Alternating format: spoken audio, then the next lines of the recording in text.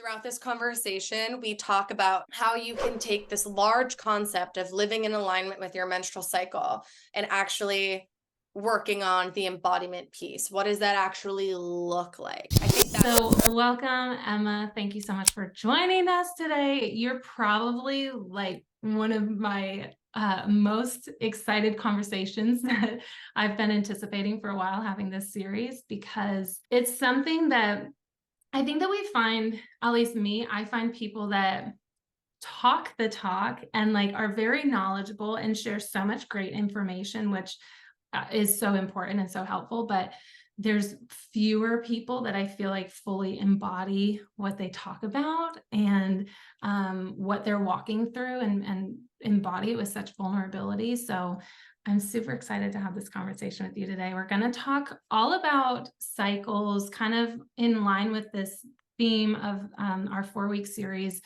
cycle syncing to your cycle. And we can talk about it in terms of your menstrual cycle, but I also tend to equate it also to the moon cycles, the phases of the moon. So thank you so much for coming. It's a huge honor to have you here. And I wanted to, first of all, allow you to introduce yourself, who you are, what you do, where you're from, all of those like little details. And then I really want to open the conversation with, why is this even important to talk about? Like, not that many people are talking about syncing to your cycle. I don't know if you have a different terminology for that, but why is this important to talk about, and why does it make a difference in life? Does it make a difference in life? yeah. Well, first, I'll just say thank you so much for having me. I know that we were going back and forth trying to figure out when we could actually sit down to have this conversation. For the intro, I'm like, do I say my name is Emma Campagna? Am I Emma DeAndrade? Because I just got married, which is why we were scrambling trying to figure out when we could get this done. But I am 29 years old. I just ended my Saturn return. I approached 30. I turned 30 this December. And I am a holistic health coach. I'm a spiritual coach, but I actually prefer the word guide, right? I feel like I'm more of a guide than I am of a coach, but that's a title I think I had to evolve into.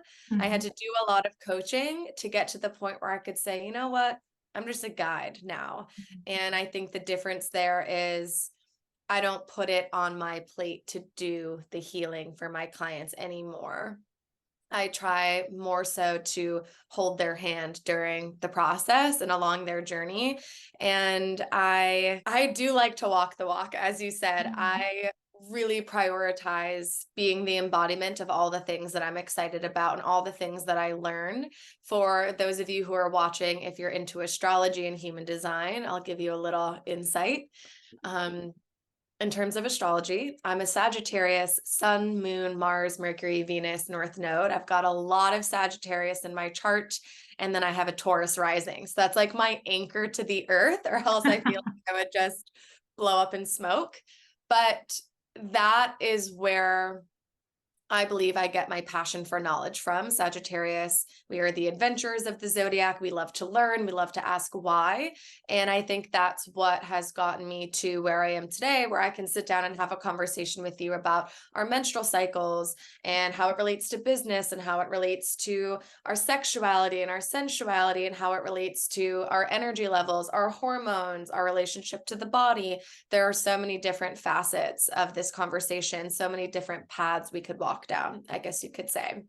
And Mhm. then in human design, I'm a manifesting generator. I'm the 6-2 line. So a lot of my life comes from trial and error. A lot of my wisdom, I guess you could say, is extracted from my own pain, my own failures, redirections, needing to pivot, all of those things.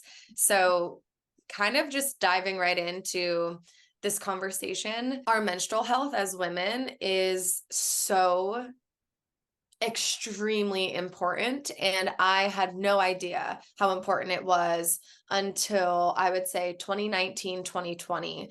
And this is when I had a spiritual awakening. This is when I chose to get off of hormonal birth control. Previous to that, I had been on the pill for about 10 years, and then I had an IUD. And once I had my like spiritual awakening, just this recognition of, oh my gosh, my body is my home. My body is my vessel. It's not just this thing that I have to perfect. It's not just this thing used to perform or to look a certain way. It's not something I can abuse and belittle and beat up. Like, I need to take care of this. This is my vessel for this lifetime. And that kind of awakening, and I would almost call it like a coming home, because that's what it feels like. I'm sure you can relate. Yeah. Spiritual awakenings, it's more of a coming home than anything. And getting off of hormonal birth control, what I always tell my clients and anyone who's looking to make that transition, it's a recalibration. Yeah. It's a recalibration, and your body needs some time and some grace to find its natural rhythm again. So the one question that you would ask is like, what do I call it? Why is it important to prioritize menstrual health? I always use the language living in alignment with your natural rhythm, because that's what it is, right? I'm sure we'll get into like the lunar cycle and the 4 seasons of nature and how there's so much that I have discovered simply because I had to go through this journey and this process of healing my hormones and getting my period back. And I love that your story is different from mine, because I know a lot of people have the story of hormonal birth control, and that's not part of my story, actually.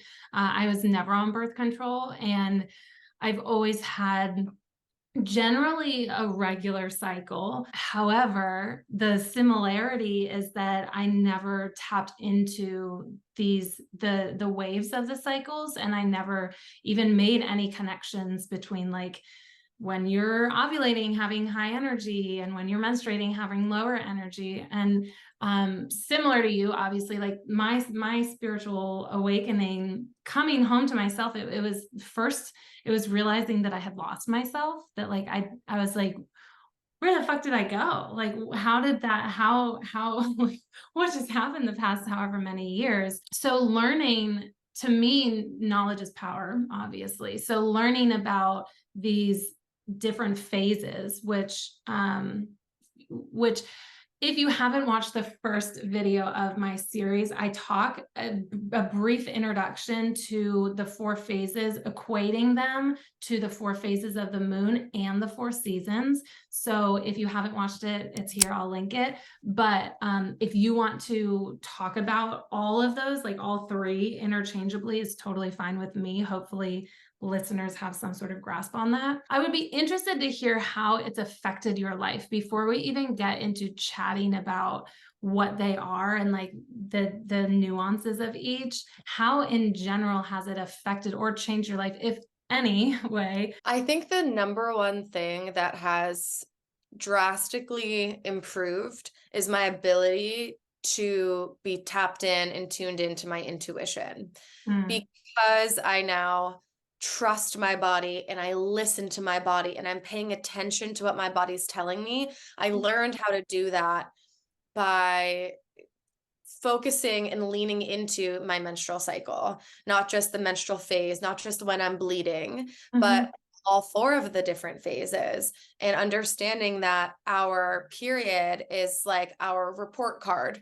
And mm, that's a direct quote from one of my good friends, Leah Bird. She runs an amazing business. Her Instagram account is called Cervical Discourse, and she's really creating a space to have conversations around menstrual health and what it really means, and the fact that our bodies are ancient, like mm. ancient wisdom lives in our body, yet here we are in 2023 thinking we have to hack it and we have to like do all.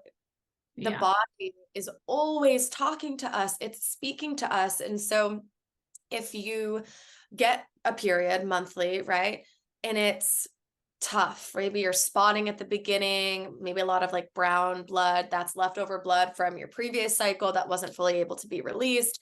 This could be signaling low progesterone or some other type of hormonal issue. If you're really cramping, you're really clotty, you're really hungry, you're really whatever it is, that's your body basically reading back to you.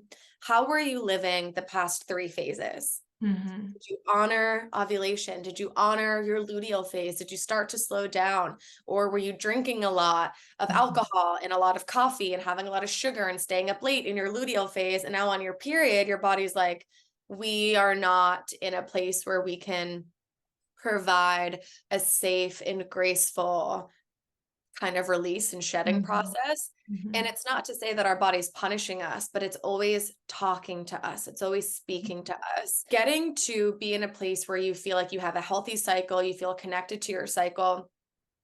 There are certain moments, just say during the follicular phase, our inner spring, where I now feel like my body, I don't have to I don't have to ask twice, if that makes sense. If Yeah. I'm sitting in my follicular phase, which is we start getting that peak in hormones, we start getting some energy back, some vitality back, and maybe I ask myself, how do I want to move my body today? It's Mhm. like that. Like it's just like, we want to go for a walk or we want to sweat. Give me some high intensity. It's just so much easier to feel into what my body's asking for, feel into what it needs because I've practiced and Mhm. more so I've honored it. And the Mm. thing when it comes to women in general is from the jump, we are taught to question our knowing, question our intuition, and to live in alignment with men's hormonal cycle, which is 24 hours. They're on a clock. And so I always joke, I'm like, why do you think men wake up at the same time every day? They poop at the same time every day. They get horny at the same time every day. Like it's 24 Yeah. hours. Every 24 hours, they're having the same peaks and drops in their hormones. Whereas for us, those peaks and drops stretch over 28, to 30 days. And Mhm. so we are meant, like you said, it's not linear. We're riding these waves, and some days we need some things, and some days we need others. And when we grow up, I just always remember feeling called to something. Mhm. But, my parents, God bless them, I love them, make a pro and cons list. Are you sure? How do you know? And we cannot logic our way out of an intuitive knowing, but we were Mhm. taught to do that. We feel intrinsically in the body we need something, but then we try and match logic to it. And when we can't find a logical reason as to why we want something or need something or feel a certain way, we'll discredit it. And Yeah. so for so long, women, we get an intuitive ping and we're just like, no, that can't be right because my brain's telling me something else. So the biggest shift to bring us home that I have felt in my life since really beginning to interact with my menstruation, with the physical blood, with all of the other phases of my cycle is just like, wow, I'm so much more intuitive and so much more in sync with my needs. So there's way more ease. Like my life Yeah. unfolds with more ease as I transition from one week to the next. Whereas for the longest time, there was just so much resistance. Like I have to do this, and then my to-do list, and how am I going to work out, and what am I? None of that like aggravates me anymore. There's no more friction in how I choose to live my life. Mm. I love that, and I love specifically that you brought up the point of, um, listening and then honoring, and that's really the way to grow the intuition because for a long time, and this is probably one of the biggest, most common questions that I get is like, how do I strengthen my intuition? How do I grow my intuition? And it really is, in my experience, it's listening and honoring. In the beginning, when I started this, my journey, I guess, um, I would I would be like, I can't just sit there and my body's gonna talk to me. Like this is just not like logically right. Like that's not gonna happen.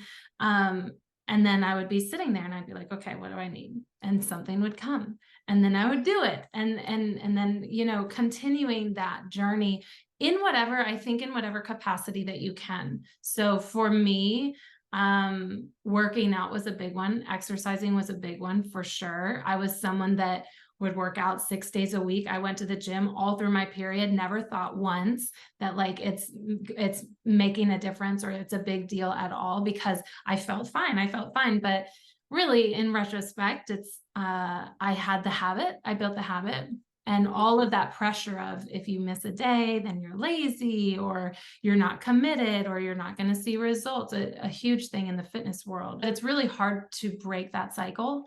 And I think one of the most effective ways that I have found is in stopping and really coming from a place of I'm still going to move my body because I love my body, because it feels good to move, but it doesn't have to be, or even questioning, does it have to be in the same way every single day? Can I go for a walk? Can I do a HIIT class? Can I do yin? Can I go to the gym? Can I lift weights?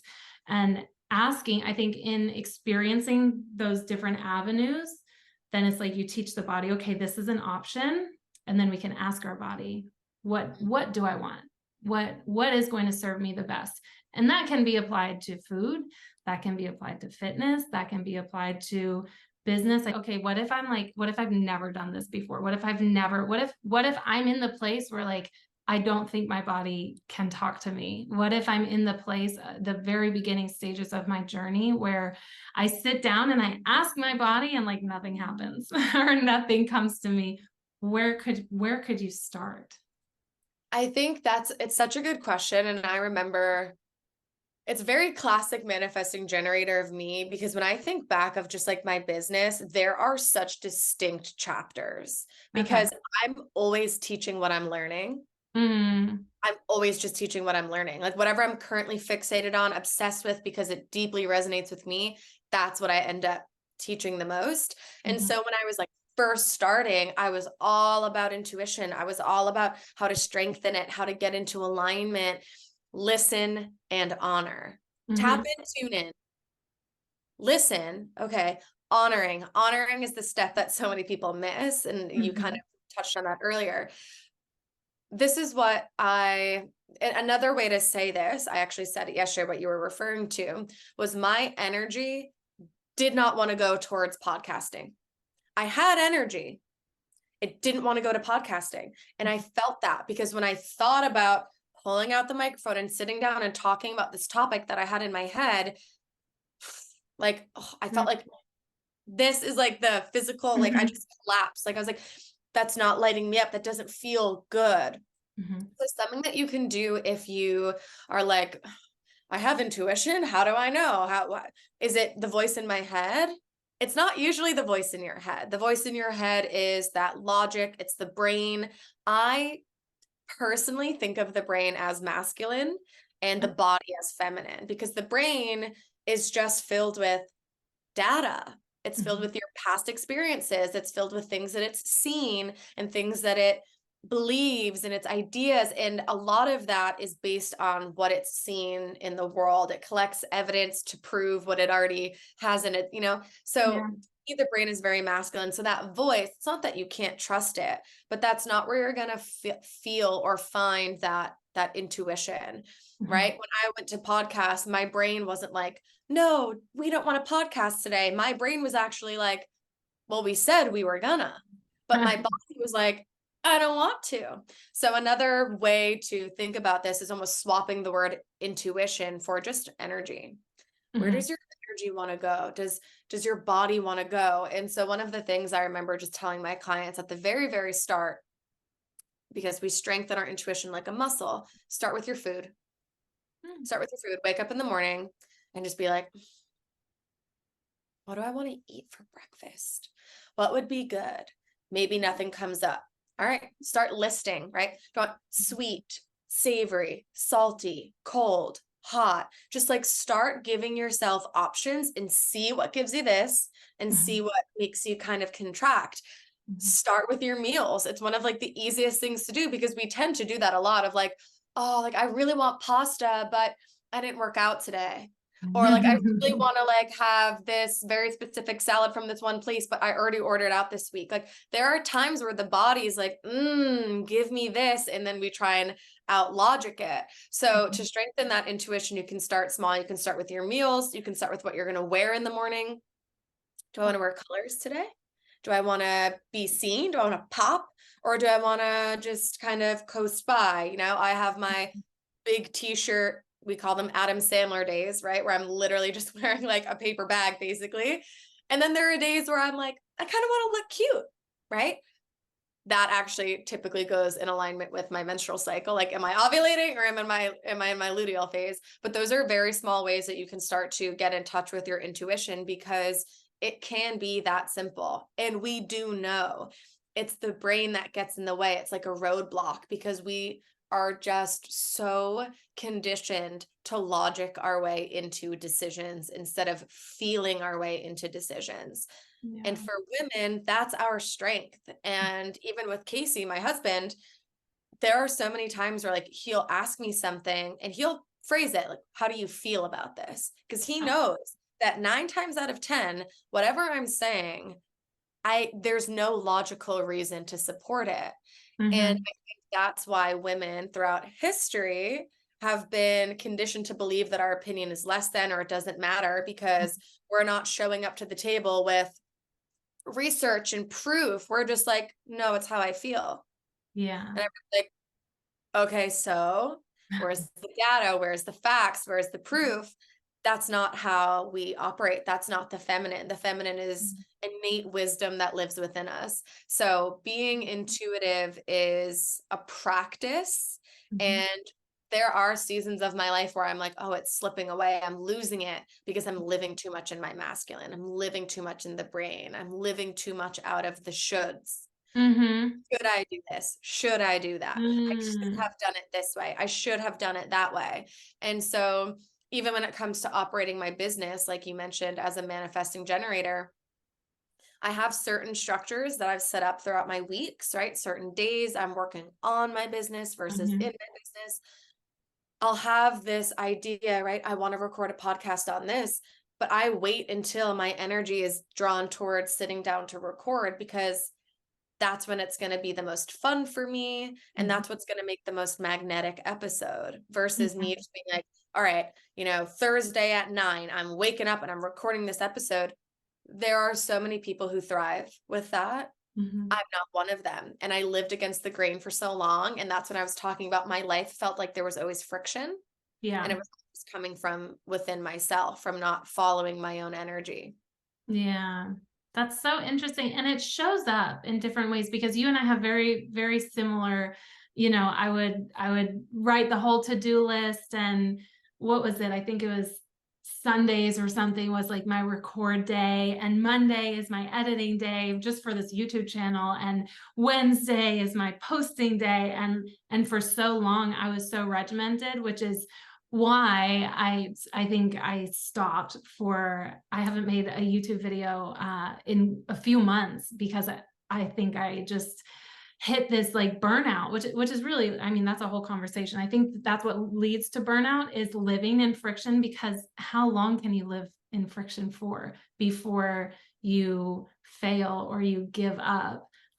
Which is not really failing or giving up, it's living out of alignment. But I had all of these, regimented pieces. And then I'm like, why am I even I'm literally just like making a reel just because I said that I was going to make a reel. I have no energetic alignment behind this reel. I am struggling to create like a topic or like it is all this friction, and that shows up also in your body. And I think I want to mention that physically it shows up, whether it's with pain or with health issues or anxiety or depression, like living in that friction for a long time or living in the cycle of burnout, we can also call it, will show up in our bodies physically. There's a perfect example of friction showing up not necessarily like physiologically, yes, through Mhm. anxiety, depression. My Mhm. favorite example of this is when we think about the four phases of our menstrual cycle Mhm. in alignment with the 4 seasons of nature. So winter, as me and you both know, especially I know you're from New England, you're still in your East Coast, so you still get a good winter, right? Yeah, yeah. Winter, we are supposed to be cocooning, hermiting, bringing warmth to the body. Same when we're on our period. That's our inner winter, Mhm. right? Warm, slow, soft. We're not trying to go out and take action and do all of these things. We're really like catering to ourselves, our body, our home. We're sending energy back down to our roots. When we do this in the winter physically and also during our menstrual phase, when we honor that and we call energy in. How do we call energy in? we listen to our needs and we honor them, right? So it's drinking the red raspberry leaf tea. It's having fresh ginger cut up into that tea because that's going to help with inflammation and support our, uterine lining when we get cramps. It's all of these things, pulling things in, reading the book that you've wanted to read for months. It's finally watching the documentary that has been on your to-do list, or sleeping in for once, or canceling plans, or making a homemade meal, whatever it is. We're pulling energy into ourselves. We send it down to the roots, in this case, our womb. When we do that in the winter, when we do that on our menstrual phase, that is what is going to actually fuel the growth in energy come springtime, our follicular phase. And spring is one of those seasons that I always tell people, we wish that spring was summer every year. We're like, oh my God, it's sunny. Like, I should be doing everything under the sun. I should be active. I should be outside. I'm going to plant a garden. I'm going to create a homestead. Like, we just get so like, oh my God, it's finally warm-ish. But we forget that spring is equal parts sun and rain. Sun Mm. and rain. Sun and Mhm. rain. It's this in and out balance of spring. Same with our follicular phase. And it's so often that I see within myself and other people, if you are not honoring your inner winter, sending energy to your roots, to the womb, and then in the spring, you're just exerting all that energy. When you ovulate, instead of it being this like, oh, energy, I feel embodied, I feel aligned, you're actually going to feel frantic because Mm. you're running on fumes. You're supposed to be having all of that energetic reserve building to support your ovulation. But if you didn't rest in your inner winter, if you took advantage of the energy of spring, your inner summer ovulation is going to feel less magnetic, and it's going to feel a little bit more frantic. It's going to be like, I have the energy, but where am I? That Mm. anxious ovulation phase, it'll pop up for me sometimes. And I'm like, okay, I did not honor the previous two phases because it all is connected. It's all correlated. So it's a good way to recognize that how we show up for ourselves ends up manifesting into our physical reality and how we feel and how we perceive life and our career and job and even relationships. And so it's not to say don't ever abuse or don't ever live out of alignment. Mhm. I think, when was it? Early in June or May, like I was on my period and like I was just going from wedding to wedding, like back to back weekends. I'm traveling, I'm drinking, I'm Mhm. socializing. Was that an ideal way to spend my menstrual phase? Absolutely not, but that's life, right? So I tried to support myself as much as I could, but I also anticipated that that following 2 weeks, I really needed to kind of buckle down in a way and say, okay, what do I need so that I'm not setting next month's cycle up to be hectic as well? Yeah. Yeah, I love that. I love that, like, planning and checking in with yourself and recognizing that life happens. Like, I think also sometimes maybe there's this idea that, during the menstrual phase, like, we can't do anything and we just have to lay on the couch, or during the ovulation phase, like, we have to have all of this energy. But it's truly, it comes back to the intuition and tuning in. It's truly just checking in with yourself. How was this past luteal phase, or how was this past week for me? What did I do? How did I serve myself? How did I show up and how did I not show up for myself? I love that you talked about the follicular phase, because similar to the moon phases, I think that we put all of this emphasis on the new moon and the full moon, and then we don't talk about the waxing and the waning moon. Also feel that way about the menstrual and ovulation phase. We talk about those two, but then we almost don't really talk too much about the follicular and the luteal phase. So last question before we start wrapping up, talk to me about the luteal phase, because that's the one that I was struggling with. Actually, I think the past couple months I've been doing better, but the slowing down, the slowing down and preparing to, kind of go into that inner winter, preparing to hibernate. What do you struggle with that phase at all? And what do you do to support yourself in the luteal phase? Mm. Once again, how my brain works, I love analogies, I love metaphors. It's how I can take like this big topic and embody Mhm. it, is I have to break it down into a way that I understand it. So even if this doesn't resonate, I always tell people, take what serves you, leave the rest. But to me, the luteal phase is a more masculine phase, right? Like our Oh, hormones are starting to drop.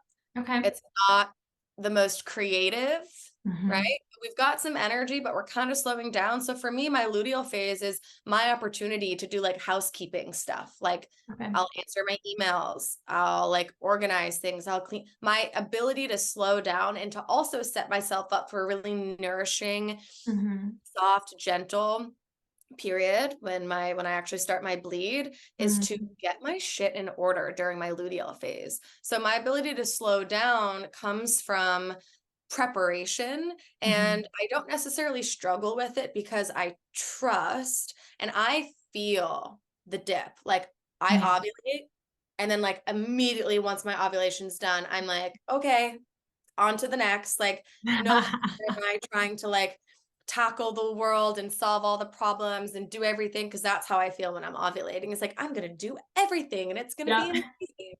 So my luteal phase for me, when it comes to movement, I opt out of high intensity, Mhm.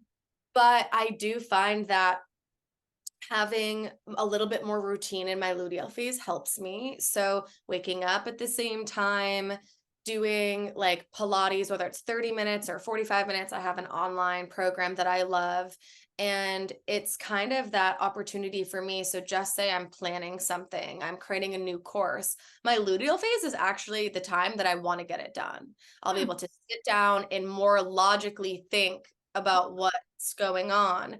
We have this energy on our side that's like a little bit more calm. Sometimes that follicular and ovulation phase, there's so much energy coming up and out of us. It's hard to like Yeah. funnel it into one thing. Yeah. That's when we start like taking action, but Mhm. more of like doing, planning, securing, creating stability. Yeah. That's what I try and lean into in my luteal phase. And Mhm. then by the time I start my bleed, I'm like, I can take a break for the next 4 days. I don't have to be worrying about my emails. I'm not worrying about getting certain things done, getting back to people, making sure that the following week's schedule is all set. I'm gonna re-listen to this like at least 3 times. I feel like you said so much. And you're like helping me make connections of why I probably struggle with it. I think the biggest thing that personally I struggle with is the dip in energy because we're all a work in progress. I'm still working through that. Like you don't always have to be doing and coming almost like a depression, right? Like I just had all of this energy and I was accomplishing so much and now I'm being called to slow down. But I love the masculine energy and the invitation to create structure and check some things off of your to-do list that maybe you hadn't done. That was a really beautiful analogy. So thank you. I'm glad I asked that question. I hope that this is helpful. So is there anything else as we're wrapping up, is there anything else that you feel called that you would really like to share that we didn't touch on? There is, because it's my favorite part of this conversation. And as someone who, for the majority of her life, struggled with body image issues. I had an eating disorder for like 10 years from high school until like my early to mid 20s. Finding respect for my body, being Mhm. able to trust my body, so much of it improved and it became so much easier to like look at myself in the mirror and be like, I don't know if I can swear in here, but like You can. I'm a fucking woman. I'm Yeah. a woman and I'm gonna look different. I'm telling you, there are times where I look in the mirror and I'm like, I don't recognize this body, typically in my luteal phase. And then there are times where I'm ovulating and I'm like, okay, right? But being okay with the change, being Mm, willing to sit with my body. I do a lot of mirror work where I mhm, work out naked, or I work out in like a bra and underwear, or I'm stretching naked, or I'm dancing and I'm interacting with my menstrual blood. Like I don't shy away from that. mhm, I try to free bleed as often as I can. So I'll use period panties, I'll use pads. almost, I would say 99% of the time, I try not to use tampons or diva cups because to me, I'm just literally taking this shedding flow that's trying to leave Mhm. my body, and I'm like, nope, you're gonna stay until I'm ready to let you out. So I Mm. try and allow my blood to release at the cadence that it's asking to be released. All of this, getting in touch with the literal blood, learning about the four phases, learning about the energy, all of it has drastically improved my relationship to Mm. being a woman, to having a female body, to having female anatomy. Because one thing that I'm sure I've touched on it at some point, but I had what I call like vagina guilt, like labia guilt, where I was just like, I have this thing that's part of me and I don't really know it. And I feel like, is it gross? It's Mhm. gross. Like I didn't appreciate it. I didn't respect it. I was ashamed of it. I was ashamed of what I had. And now I'm like, oh my God, look at this beautiful part of me. It's a portal of life. There's so much magic in the womb and in that entire area. And so getting in touch with the rhythm that our body naturally goes to. It's this ancient, ancient, ancient process that women live through, the cadence of womanhood. Mm. It helps on so many other areas, and things that I try to heal with the mind. Don't have an eating disorder. You shouldn't have one. Like, don't hate yourself. You shouldn't hate yourself. I couldn't logic my way into true healing. Mm. Getting in touch with my menstrual cycle, learning about myself and my body, and connecting back to that deep wisdom helped heal my relationship to the physical body so much more than talk therapy and, trying to think my way out of it. Yeah. I mean, that's really embodiment. I'm on this huge it's a lot of what I throw out words like embodiment and somatics. And again, using the word to describe the word, like I feel like you embody that. You embody embodiment. And in doing things like the mirror work, that was such a powerful tool that I incorporated, and it's so awkward in the beginning. So when you feel awkward and you feel like you're never going to break through, please trust that you will, because I'm not someone. I used to be very embarrassed just to dance in front of people, and I would like not dance at weddings, not dance basically ever. And now like dancing naked in front of a mirror is like, what, who is this Yeah. person? Like I can't believe that I'm here. So stick with it is my my message. Thank you Yeah. for bringing that up. That's such an important piece of the conversation to have. Thank you so much for coming. This was such a beautiful conversation. To close, where can people find you? You have an incredible podcast. So I would say the number one place you can find me is Instagram. That's like my home. That's where I feel the most just connected to my community and to myself. So my Instagram handle is at realwithemma. My podcast is called Real With the Podcast, and you can listen to that on any streaming, service. And I would say that's pretty much it in terms of places you can find me. I've kind of bowed out of the TikTok game. That was something where my energy never wanted to go there, but I Mhm. forced it for so long. I mean, I created a pretty big community over there, but it just doesn't speak to me. I'm not necessarily in resonance with that platform. I have some really fun things coming up in the fall. So if anyone's looking to step into my world in one way or another, I still do some, I would say, broad spiritual guidance and coaching. And then I have an amazing program for creatives, which is also how I met Hannah. It's the Align Experience. So that's going to be opening for enrollment this fall as well. And then hopefully my first in-person event will kick off. I am in the Seacoast area, Portsmouth, New Hampshire. So if anyone's watching who lives in the area, definitely reach out and say hi, because we were talking about this before we started recording. People want in person and we want community again. And so that's something I'm going to be prioritizing moving forward this year. Thank you. I'm so excited. Thank Good. you. Thank you so much. This was so fun.